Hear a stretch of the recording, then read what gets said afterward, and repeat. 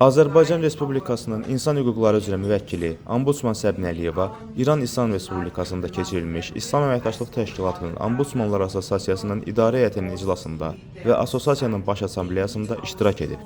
Tədbirlərdə çıxışı zamanı Səbinə Əliyeva Ermənistanın etnik təmizləmə siyasəti nəticəsində yüz minlərlə azərbaycanlının doğma torpaqlarından zorla qovularaq qaçqın düşdüyünü və onların fundamental hüquq və azadlıqlarının kobud şəkildə pozulduğunu bildirib, həmin şəxslərin hüquqlarının müdafiəsi və doğma torpaqlarına qayıdışının təmini istiqamətində həyata keçirilən tədbirlər barədə məlumat verib.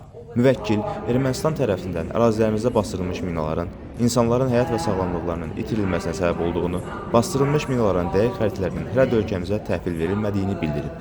Ombudsman bununla bağlı beynəlxalq ictimaiyyətə dəfələrlə müraciət etdiyini, lakin bu günədək hər hansı bir nəticənin əldə olunmadığını vurğulayıb.